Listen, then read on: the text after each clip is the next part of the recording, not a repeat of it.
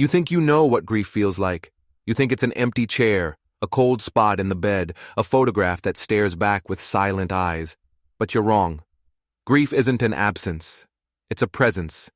It's a guest that arrives uninvited and decides to stay for the winter. And sometimes, it learns how to cook. Jonas Webb knew the cold.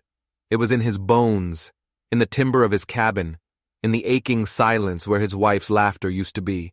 The doctor had warned him, "Lungs like yours, Jonas, they won't survive another winter alone. Pneumonia will come for you like a wolf." Jonas didn't care. He'd rather face the wolf than the silence. But the town preacher, a man with fear in his eyes and God on his lips, wouldn't let it be. He sent a girl up the mountain. She arrived as the first snow began to fall, a ghost against the whitening landscape. She had a letter of recommendation, a sack of potatoes, and a name. Eliza, that was all. No last name, no history. She stood on his porch, snow clinging to her dark shawl, and looked right through him. "I don't talk much," she said, her voice low and steady, like stones settling at the bottom of a creek. "But I cook well, and I know how to keep a fire from dying in the night." Jonas just grunted and let her in. He didn't want help. He didn't want company. He just didn't want to die. Not yet. He showed her the pantry, the root cellar, the small, cold room that would be hers. He didn't ask where she came from. He didn't ask who she was. He just wanted the fire to keep from dying. He had no idea he'd just invited a different kind of flame into his home, one that would either warm him or burn the whole damn place to the ground. For 2 weeks, she was a shadow, a whisper of movement in the kitchen, the soft scrape of a pan, the quiet thump of dough being kneaded on the board.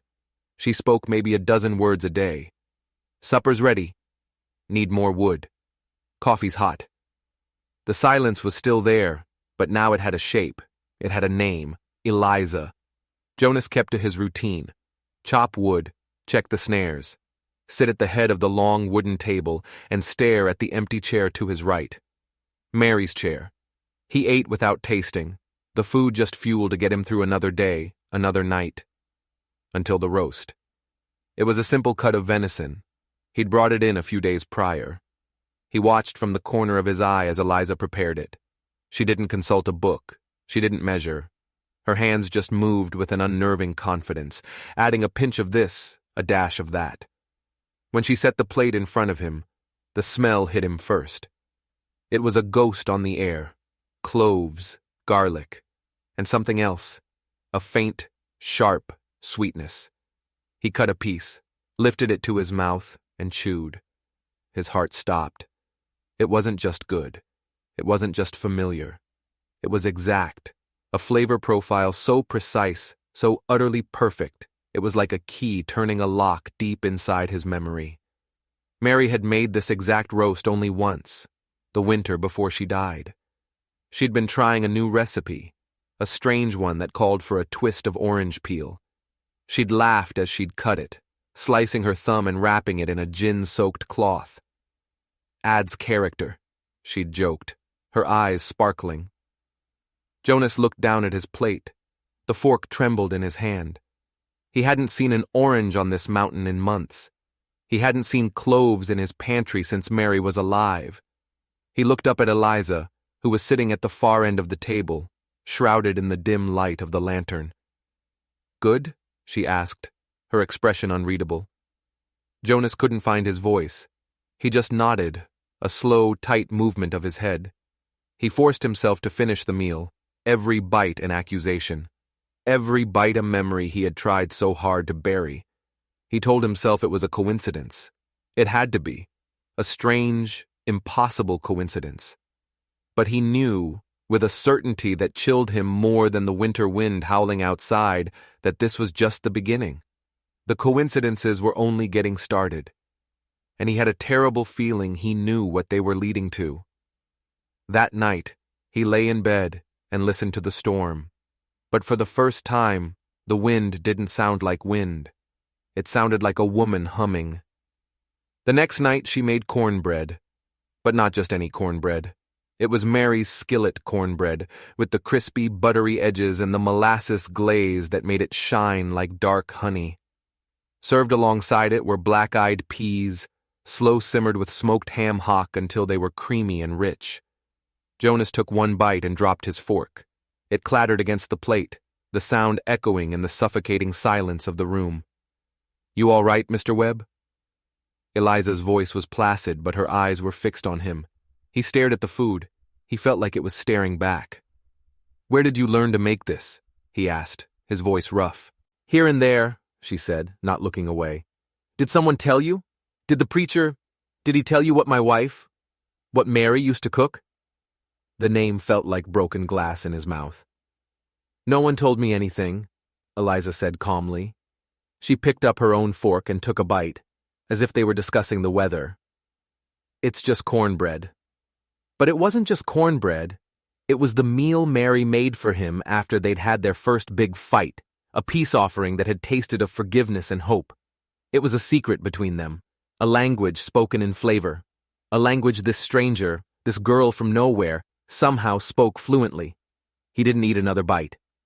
He pushed the plate away and stood up, the legs of his chair scraping violently against the floorboards. He didn't say another word. He just stalked out of the kitchen and went to his room, slamming the door behind him. He couldn't sleep. The house felt wrong. It felt occupied. He kept thinking he could smell something other than the lingering scent of the food. Something floral and sweet. Jasmine. Mary's scent. The perfume she dabbed on her wrists every single morning. The scent that used to linger on his pillow. He threw open his door and stormed back downstairs. The kitchen was dark, the fire in the hearth embers. Eliza was gone, presumably to her room. He marched to her door and pounded on it. "Eliza!" No answer. "I need to talk to you." Silence. He waited, his heart hammering against his ribs. He tried the knob. It was unlocked. He pushed the door open. The room was empty. Her cot was neatly made. Her small bag of belongings was in the corner. But she was gone. Vanished into the storm. Jonas stood there, the cold from the open door seeping into the house, a knot of ice forming in his gut. Where could she have gone? The snow was coming down in a blinding sheet, the wind a physical force. He was about to turn away when he saw it. On the small, crude nightstand beside her cot, a book. A small, leather-bound journal. He recognized it instantly. It was Mary's recipe book, the one he had buried with her. Jonas's blood ran cold. He felt the air leave his lungs in a ragged gasp. He stumbled into the small room, his hand shaking as he reached for the book. It was real. The cracked leather cover, the faded gold lettering of her initials, M.W., he had placed this exact book in her hands in the coffin, a final, desperate gesture. He'd watched the undertaker nail the lid shut. He knew it was in the ground. He knew it. He snatched the book, his fingers numb. He expected it to be damp, ruined by the earth, but it was dry, old but preserved. He flipped it open. There, in Mary's looping, familiar handwriting, were the recipes. Orange glazed venison. A bit of sunshine for the dark days. Skillet, cornbread with molasses. For making peace. Page after page, it was all there. Every meal Eliza had made, every dish that had felt like a ghost at his table. He sank onto the edge of the cot, the book heavy in his hands, his mind reeling. How? How was this possible? Did she dig it up? The thought was grotesque, monstrous. But what other explanation was there? Had this silent, strange girl gone to the graveyard with a shovel in the dead of night? He slammed the book shut and stood up. He had to find her. He had to get an answer. He grabbed his heavy coat and lantern, ignoring the screaming of the wind outside. He plunged into the blizzard, the light from his lantern cutting a pathetic, wavering circle in the swirling chaos of snow. "Eliza!" He roared into the wind, the name torn from his lips. He circled the cabin, his boots sinking deep into the fresh powder. There were no tracks leading from the house. None. It was as if she had been plucked from her room by the storm itself. He made his way toward the woods, his light dancing over the snow-laden trees. And then he saw them. Footprints. But they weren't Eliza's. They were small, delicate, and they were bare, as if a woman had walked out into the blizzard with nothing on her feet. And they weren't leading away from the cabin. They were leading from the direction of the town cemetery, from the direction of Mary's grave. Jonas followed the tracks, his heart a frantic drum against his ribs. The footprints led him through the edge of the woods, a strange, meandering path. They led him right to the woodpile at the side of the cabin. And there, lying atop a freshly split log, gleaming in the lantern light, was a small silver object. He knew what it was before he even touched it. A small brooch, shaped like a winter rose, Mary's favorite. He had pinned it to her burial shawl himself. He picked it up. It wasn't cold from the snow. It was warm, as if someone had just been holding it. He heard a sound behind him, the soft crunch of a footstep in the snow. He spun around, raising his lantern. Eliza stood there, not 10 feet away. She wasn't wearing a coat. Her shawl was dusted with snow, her face pale in the light. She wasn't looking at him. She was looking at the brooch in his hand. "How?" Jonas whispered, his voice cracking. "How did you get this?" Eliza met his eyes, and for the first time he saw something in them other than quiet indifference. He saw a profound and ancient sadness. "I didn't get it," she said, her voice barely audible over the wind. "She brought it." The air grew thick, heavy. The wind died down to a sudden, eerie hush. "What does that mean?" Jonas asked, though he was terrified of the answer. "It means," Eliza said, taking a step closer, "that she's not done here, and she's tired of you forgetting." Jonas stumbled back into the cabin, the silver brooch cold and heavy in his palm, a dead weight of impossibility. He slammed the door against the storm, his back pressed against the wood, as if he could keep the night out. He looked at Eliza, who followed him in, silent as a wraith. She moved to the hearth and began to tend the fire, her movements calm, methodical, as if they hadn't just had a conversation that defied all logic. "You're lying," Jonas accused, his voice trembling with a mixture of fear and rage. "You went to her grave. You dug it up." Eliza didn't turn. She nudged a log with the poker, sending a shower of sparks up the chimney. "The ground is frozen solid, Mr. Webb. Has been for weeks. You know that." She was right. The earth was hard as iron. No shovel could have broken it. "Then how?" he demanded, stepping toward her. "Explain it. Explain the food. Explain the brooch. Explain the footprints." She finally turned to face him, the firelight casting dancing shadows across her face. "Some things don't need a door to get in," she said, her voice still quiet, but now edged with something he couldn't name. Pity, warning. "Grief is a key, Jonas. You've been leaving the lock open for a long time. She just decided to walk through." His mind buckled. It was madness, the ramblings of a disturbed young woman. That had to be the answer. She was playing some cruel, twisted game. "Get out," he said, his voice low and dangerous. "The preacher sent me to cook for the winter," she replied evenly. "The winter is not over." "I said get out!" he roared, pointing a shaking finger at the door. "Now!"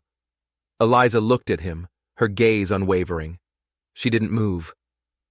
"You can send me out into the storm," she said. "But you can't send her out. She's already in the house. She's in the walls. She's in the food. She's been listening to you." Every word was a hammer blow.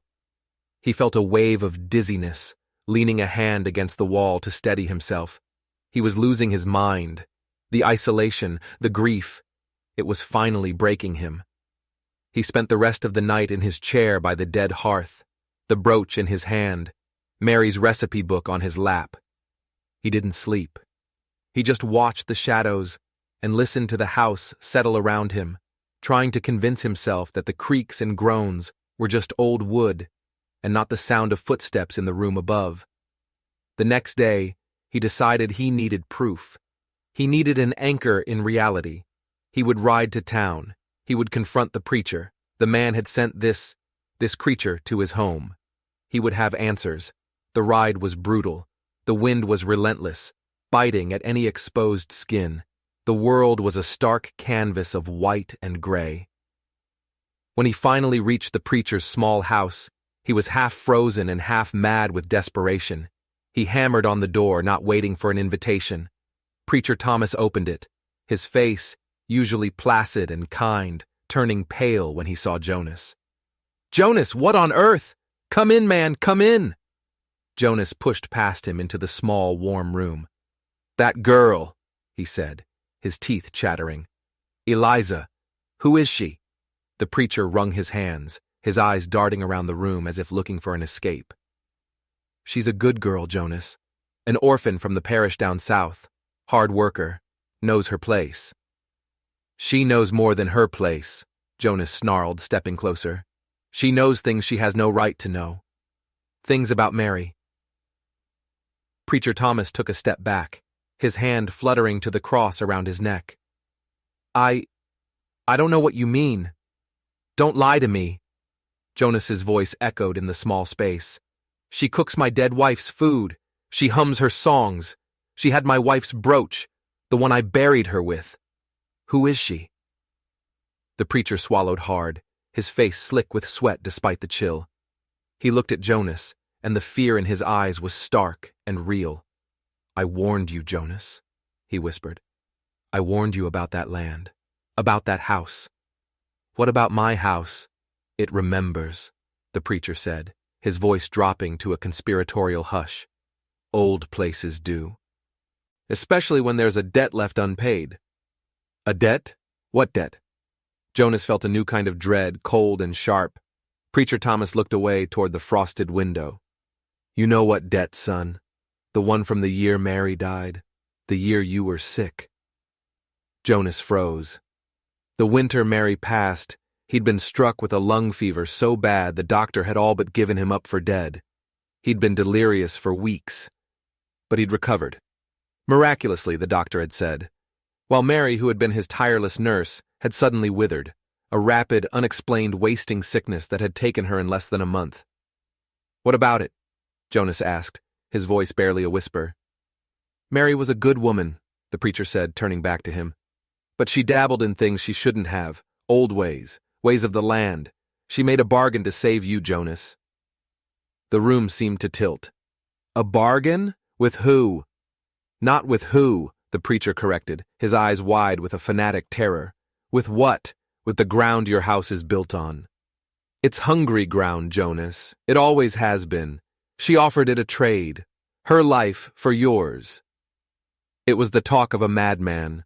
Superstitious, backwoods nonsense. But as the preacher spoke, a memory surfaced in Jonas's mind, fuzzy from his fever. A memory of Mary, her face pale and determined in the candlelight, chanting softly over a bowl of herbs and stones, a single drop of her blood sizzling on the hot hearth. "Eliza isn't just a cook," the preacher continued, his voice trembling. "She's drawn to places like yours, places with a debt. She's here to see the bargain is honored." "Honored how?" "The land was promised a life," the preacher said grimly. "Mary paid it, but grief is an echo. It keeps the door open. Mary's love for you was so strong, her spirit is tied to that place. And the land, it's getting hungry again. It wants the echo to become real." He looked Jonas dead in the eye. "It wants you, Jonas. And Eliza, she's just setting the table." Jonas rode back up the mountain like a man possessed, the preacher's insane words ringing in his ears. Hungry ground, a bargain, she's setting the table. It was impossible. It was folklore and fear-mongering. Yet, the memory of Mary chanting by the fire, the impossible appearance of the recipes, the brooch. It all started to stitch together into a tapestry of horror he couldn't ignore. When he burst back into the cabin, a new aroma filled the air. Something he hadn't smelled in years. Baked apples and cinnamon. But it wasn't a comforting scent. It was the smell of discord. It was the dessert Mary would make after a fight. Not a peace offering like the cornbread, but a stubborn, silent statement. "I'm still here. I'm still angry." He and Mary had argued viciously the day before she got sick. A stupid fight about money, about the failing farm, about his pride. He'd said things, cruel things, he could never take back. He'd slept in the barn that night. When he came back in the morning, the house had been filled with the scent of these baked apples. They had never spoken of that fight again. 2 days later, she was diagnosed, and there, on the table, was a single dish of baked apples, steam curling from it like a phantom. Eliza was nowhere to be seen. "Eliza!" he bellowed. She appeared in the doorway of her room, her expression as calm as a frozen lake. "You're back." "What is this?" he asked, gesturing to the dish with a trembling hand. "Dessert," she said simply. "Stop it," he whispered, his voice cracking. "Stop doing this." "I'm not doing anything, Mr. Webb," she said. "I'm just cooking what the house asks for." "The house doesn't ask for anything," he shouted. "Doesn't it?" she replied, her gaze flicking to the empty chair beside him. "It feels full of requests to me." That night, something inside Jonas broke. He found the half-empty bottle of whiskey he kept for medicinal purposes, and he drank. He drank to silence the preacher's words, to blur the image of the baked apples, to numb the cold dread that was consuming him. He drank until the room spun and Mary's face swam before his eyes. He stumbled through the house, talking to her, arguing with the ghost in his mind. He found himself in his bedroom, pulling her old things from the trunk at the foot of his bed. Her shawls, her worn-out boots, her wedding dress. He held them, burying his face in them, trying to find her scent, but all he could smell was dust and memory and the cloying sweetness of jasmine. He collapsed onto his bed and fell into a drunken, dreamless sleep. He awoke hours later to a pitch-black room and a terrifying stillness. The fire had died completely. The house was colder than a tomb, and he wasn't alone. He could feel it, a weight in the air, a presence standing in the corner of the room. He didn't dare move. He barely dared to breathe. He strained his eyes in the darkness, and slowly a shape began to resolve itself from the shadows. A tall, slender figure. Eliza. She was just standing there watching him. "What are you doing in here?" he rasped, his throat raw from whiskey and sleep. "I heard you," she said, her voice a disembodied sound in the dark. "You were calling for her. Get out." She didn't move. "You miss her," she stated, not a question. "Of course I miss her," he choked out, a wave of desperate sorrow washing over him. "No," Eliza said, and her voice was different now, lower, huskier. It was a voice he hadn't heard in a year, but knew as well as his own heartbeat. "You don't miss me. You feel guilty." It was Mary's voice. Jonas shot up in bed, his heart seizing in his chest. "Mary?" The figure stepped forward, into a sliver of moonlight filtering through the window. It was Eliza's face, Eliza's body, but the voice that came from her lips was his wife's. "You let me die, Jonas. You stood by and watched me waste away after I gave my life for yours." "No," he whispered, shaking his head, the world dissolving into a nightmare. "That's not true."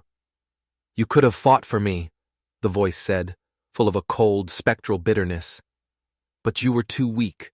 You've always been weak." He scrambled out of the bed, backing away until his back hit the cold wall. "You're not her. You're a monster." Eliza, or the thing wearing her face, smiled, a slow, cruel curving of her lips. It was Mary's smile, but twisted, wrong. "I'm what you made me," the voice whispered. Then Eliza's own voice returned, flat and empty. "You should get some sleep, Mr. Webb. There's a lot of cooking to do tomorrow." She turned and walked out of the room, leaving Jonas alone in the crushing darkness, shaking uncontrollably, his sanity hanging by a single frayed thread. He knew now. This wasn't grief. This wasn't memory. This was a haunting, and it was just getting started. The next morning, Jonas woke with a splitting headache and the metallic taste of fear in his mouth. He expected to find the cabin empty, to find that Eliza, the bringer of his nightmares, had vanished with the dawn. But the smell of frying bacon and coffee told him otherwise. He walked downstairs like a man condemned. She was at the stove, her back to him, as if the horrific events of the previous night had never happened. On the table, 2 plates were set, bacon, eggs, and a stack of pancakes. A normal breakfast, the most terrifyingly normal thing he had seen in weeks. He didn't speak. He couldn't. He just sat down and stared at the food. "I found something of yours," Eliza said, her voice once again her own. She turned, and in her hand was the framed photograph from his bedside table, the picture of him and Mary on their wedding day. "I found it on my pillow this morning," she said, her tone unnervingly neutral. "Did you put it there, Mr. Webb?" He stared at her, his mind a blank. He had no memory of taking it from his room. He remembered the whiskey, the trunk, the despair, but the details were a foggy ruin. Had he, in his drunken stupor, placed it in her room? A desperate plea? An accusation? I don't remember," he stammered. "You should be more careful with your memories," she said, placing the photo on the table between them. Mary smiled up at him, forever young, forever gone. He couldn't stay in the cabin another minute. He fled, grabbing his axe and heading for the woods, needing the sharp, repetitive violence of splitting logs to clear his head. He worked for hours, not stopping, letting the sweat and the cold air scour the terror from his mind. He tried to piece it together. The preacher's madness, the voice in the night, the photograph. Was he going insane? Was this all a figment of a grief-stricken, isolated mind? Or was Eliza a cunning, manipulative demon, playing on his sorrow for some unknown, malevolent purpose? As the sun began to dip below the ridge, casting long blue shadows across the snow, he headed back. He was exhausted, his fear replaced by a hollow emptiness. As he neared the cabin, he saw them again. Footprints, leading from the woods. But this time, they didn't stop at the woodpile. They led from the direction of the graveyard, clear as day in the new snow, and they went right up to the back door of the cabin. He followed them, his dread returning with a vengeance. He followed them around the side of the house, his eyes tracing their path. Then he stopped, his breath catching in his throat. The tracks didn't stop at the door. They came from the other direction, too. 2 sets of footprints converged at his cabin. One set, small and bare, coming from the graveyard. The other set, shod in heavy boots, coming from the deep woods. And they were accompanied by the drag marks of something heavy, something that had been pulled through the snow. Jonas's gaze followed the drag marks back into the dark maw of the forest. What had been brought to his doorstep? He turned his attention back to the bare footprints leading from the cemetery. He walked past the cabin, his boots crunching in the snow, following the trail back toward the final resting place of his wife. The cemetery was a desolate, silent place, the headstones shrouded in white like a congregation of ghosts. He walked to the familiar plot, his heart pounding. He expected to see a scene of desecration, a disturbed grave, an open coffin, but the grave was untouched. The snow lay over it in a smooth, unbroken blanket, perfect, pristine. There was no sign that anything or anyone had disturbed it. He stood there bewildered, the wind whipping at his coat. If the grave was untouched, where had the footprints come from? Where had the brooch come from?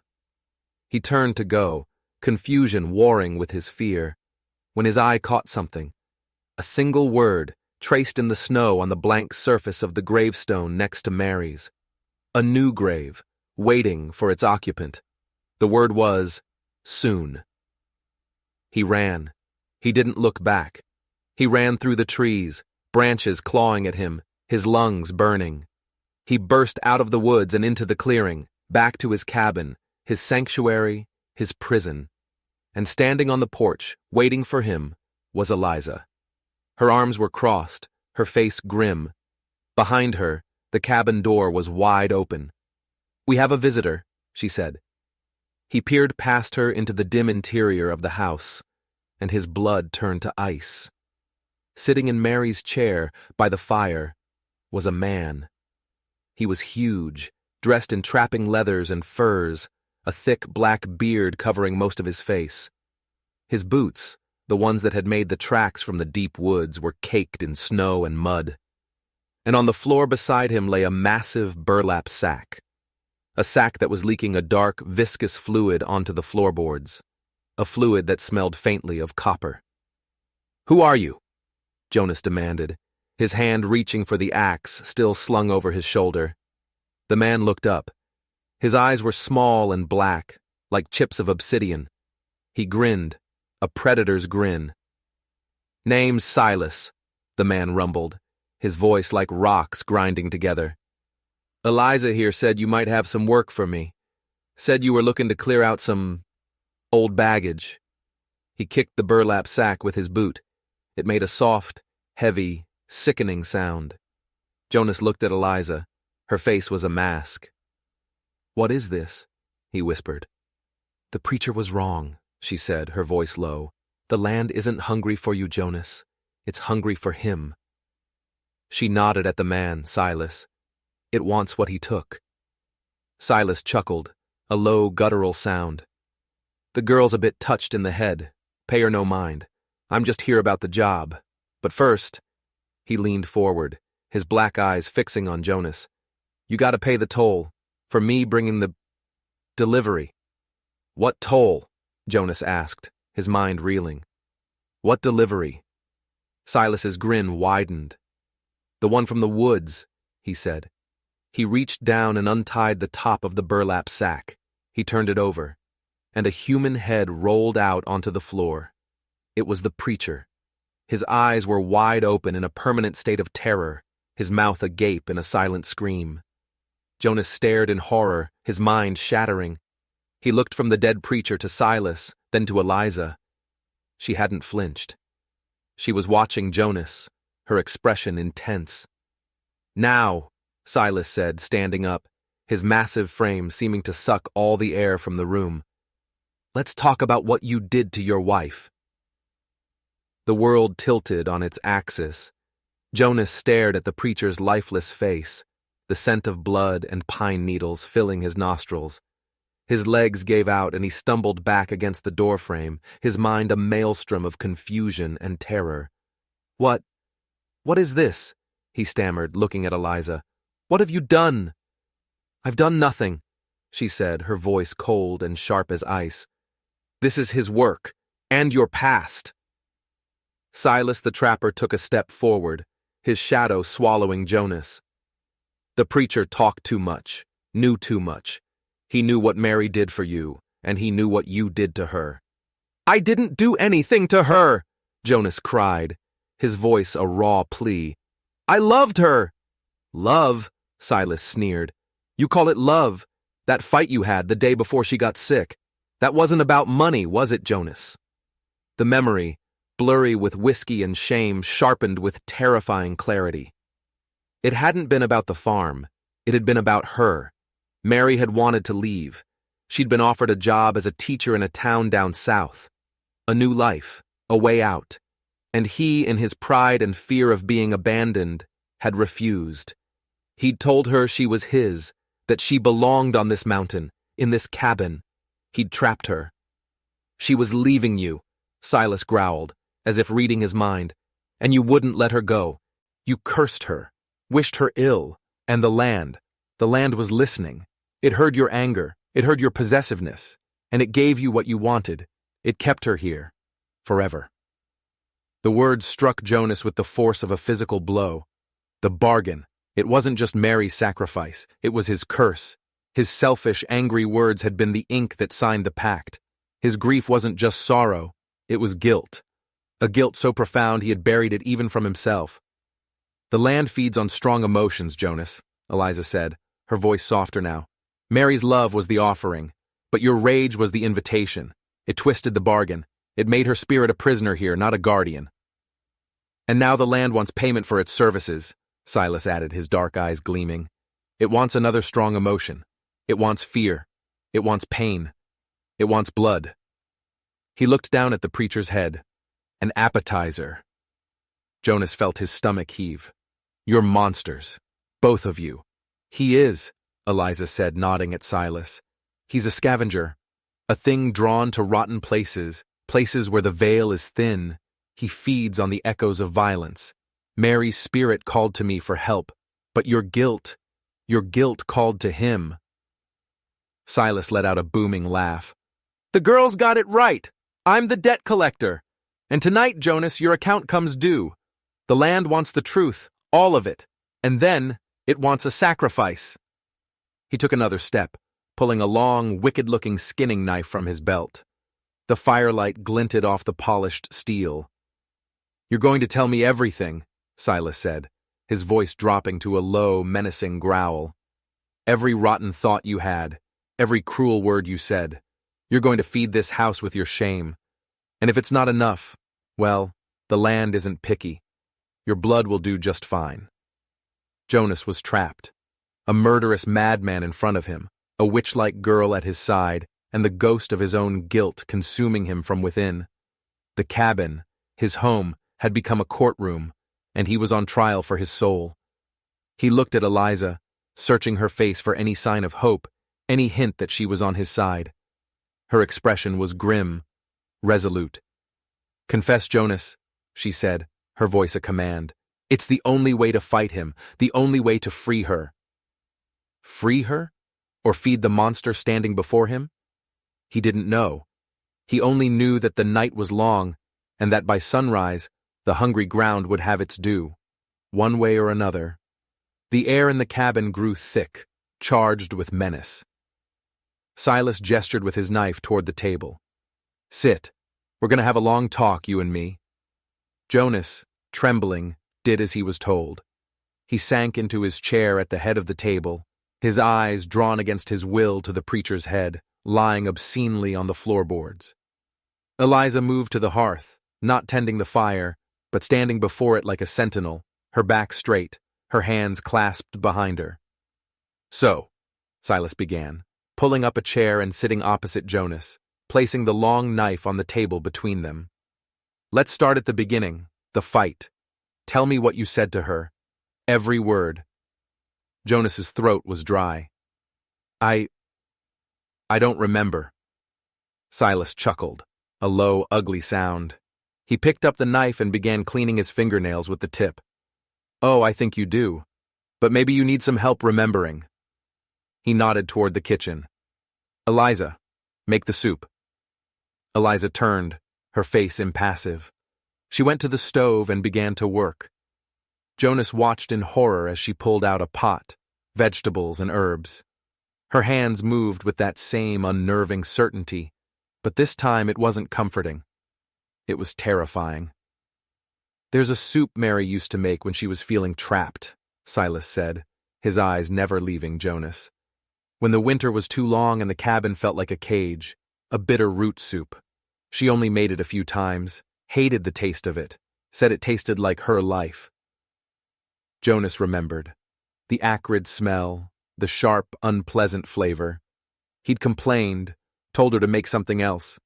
She'd just looked at him with those sad, tired eyes and said, "It's what the day calls for." As Eliza cooked, the bitter, earthy smell began to fill the room. It was the scent of despair, and with the scent, the memories came flooding back, sharp and painful. "I told her she was a fool," Jonas whispered, the confession torn from him. "For dreaming of leaving. I told her her place was here with me. I said she would die if she left this mountain." "There it is," Silas murmured, a flicker of satisfaction in his eyes.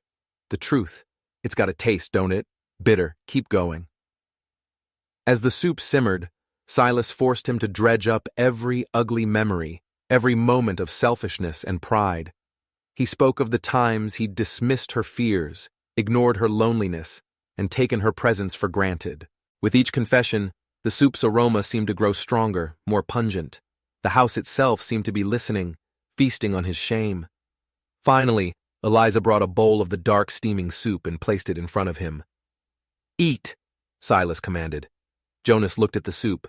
It looked like murky river water. "No." Silas leaned forward, his grin gone, his face a mask of cold fury. "You see, this is the problem with you, Jonas. You take and you take, but you never want to pay. Mary paid. The preacher paid. Now it's your turn. You will eat the bitterness you created. He picked up the knife. Or I will carve it out of you myself.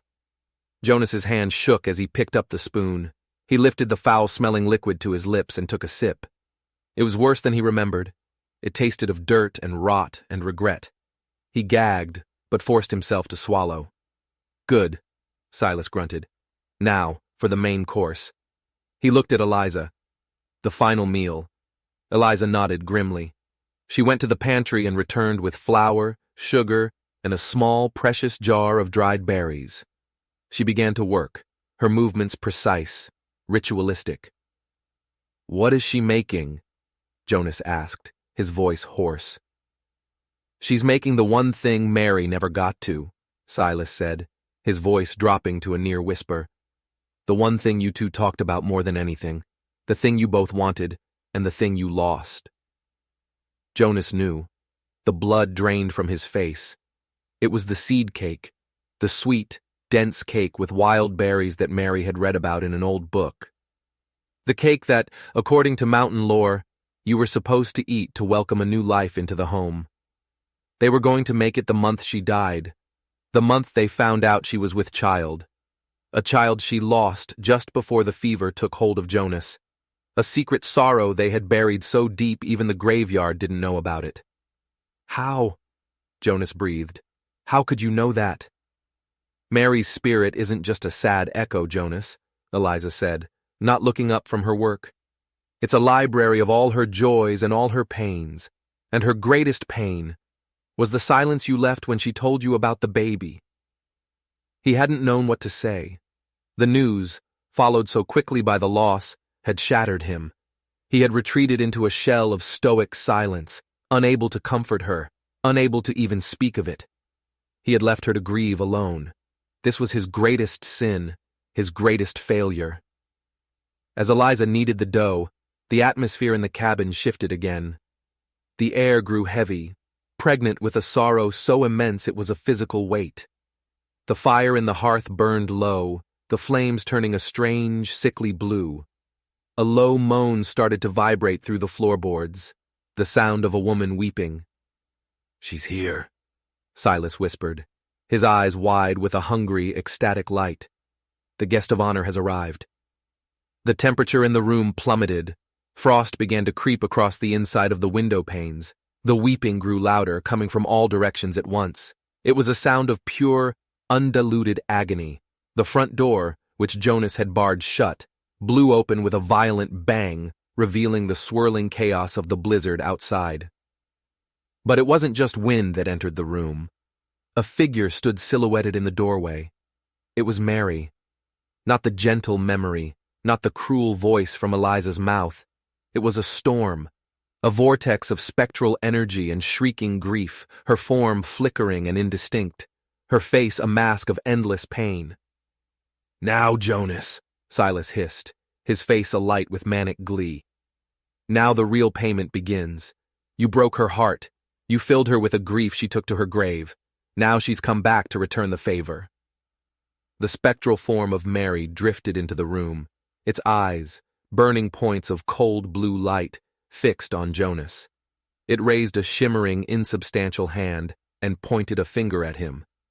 The weeping stopped, replaced by a single terrifying word that echoed in the soul of the house. "Mine." The word hung in the frozen air, a verdict and a claim. The spectral vision of Mary drifted forward, a wave of profound cold preceding her. It was a cold that had nothing to do with the winter outside. It was the chilling void of the grave itself. Jonas was paralyzed, pinned to his chair by a terror so absolute it felt like a physical weight. This wasn't his wife.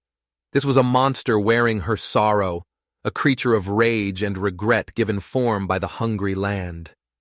"Beautiful, isn't she?" Silas breathed, his eyes wide with a depraved reverence. "This is what true grief looks like, Jonas. Not quiet sadness. It's a storm, and it's come for its creator." The ghost of Mary raised its other hand, and the room erupted in chaos. Pans flew from the walls, the table overturned, and the preacher's head rolled into the shadows beneath the stairs. The windows rattled so violently it seemed the glass would shatter. The weeping sound returned, a symphony of despair that clawed at Jonas's mind. But Eliza did not flinch. While the house tore itself apart, she continued her work, her hands steady as she slid the small seed cake into the hearth oven to bake. She moved with a serene, otherworldly purpose, an island of calm in a sea of spectral violence. "What do I do?" Jonas screamed, his voice barely audible over the din. "You let her go!" Eliza shouted back, her voice cutting through the noise. "Not with guilt, not with fear. You tell her the truth she died waiting to hear." The truth. For a year, he had mourned himself, his loss, his loneliness. He had never properly mourned her. He had never mourned their child. He had never spoken the words that had died in his throat when she'd told him she was leaving, and then again when she'd told him of their loss. He looked at the raging spirit. He forced himself to see past the storm, to find the woman he loved within the vortex of pain. He saw her face as it was on their wedding day, full of hope. He saw her laughing as she sliced the orange peel. He saw her pale, tired face as she nursed him through his fever.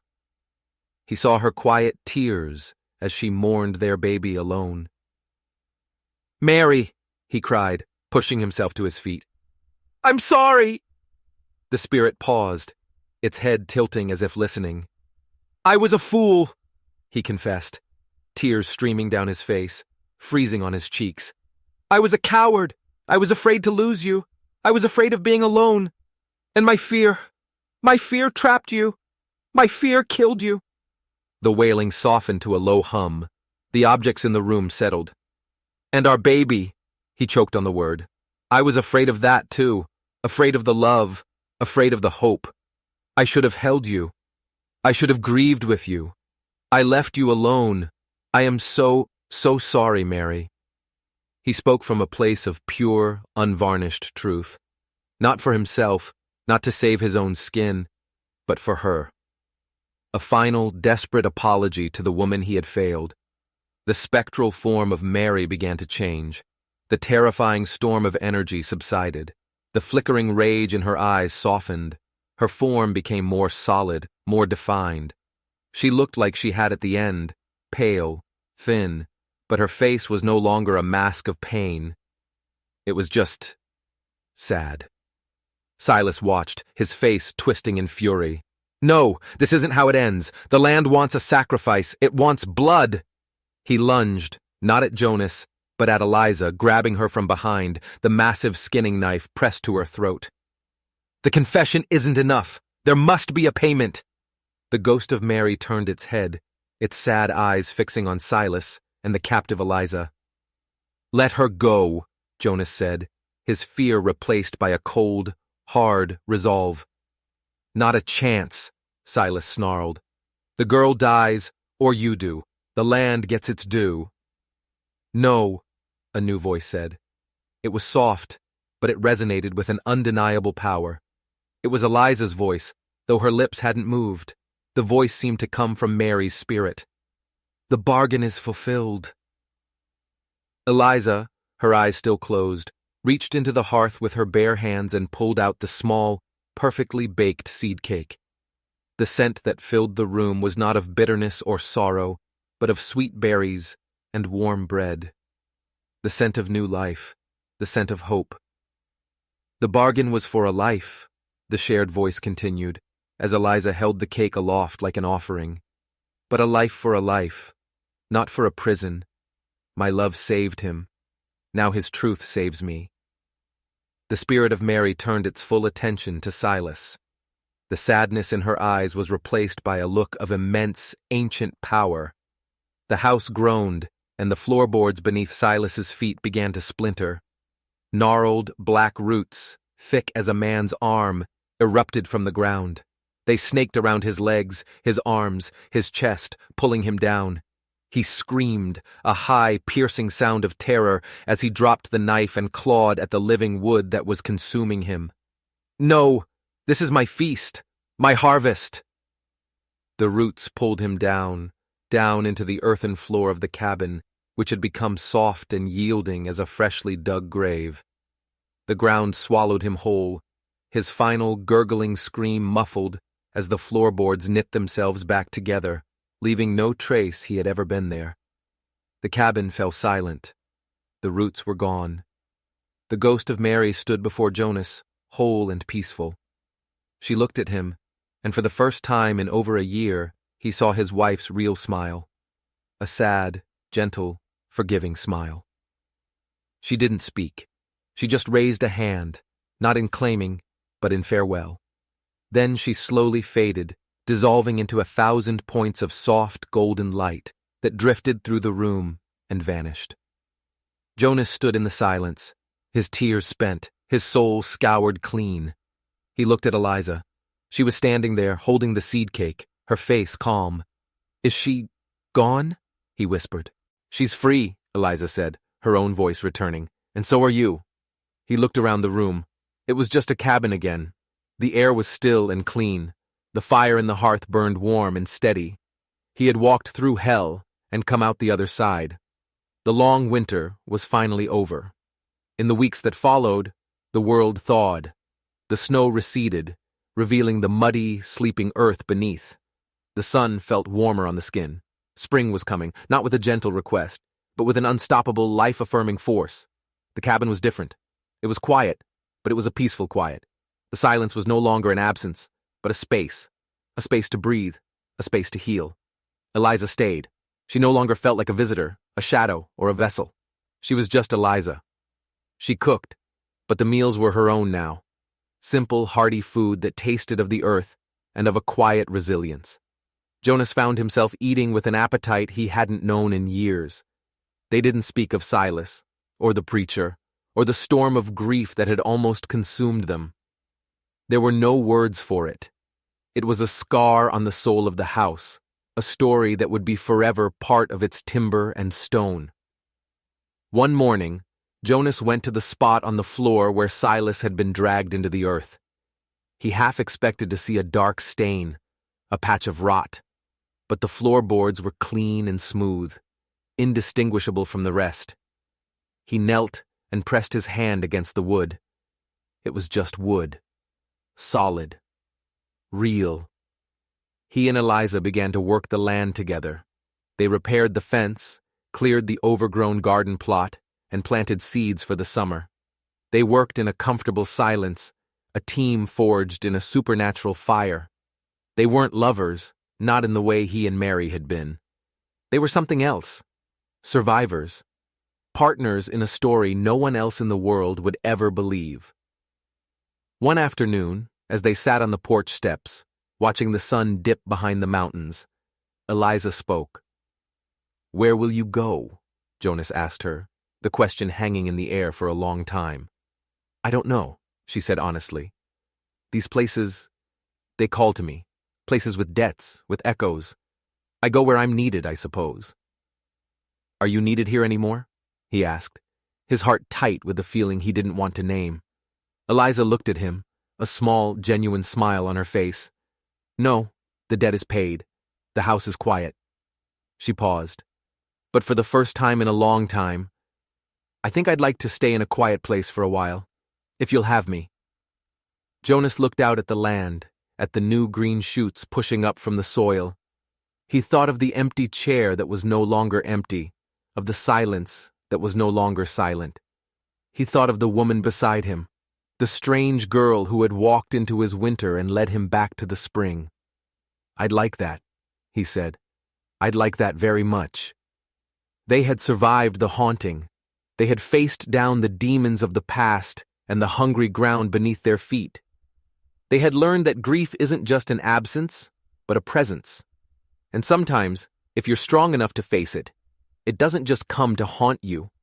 It comes to teach you how to live again.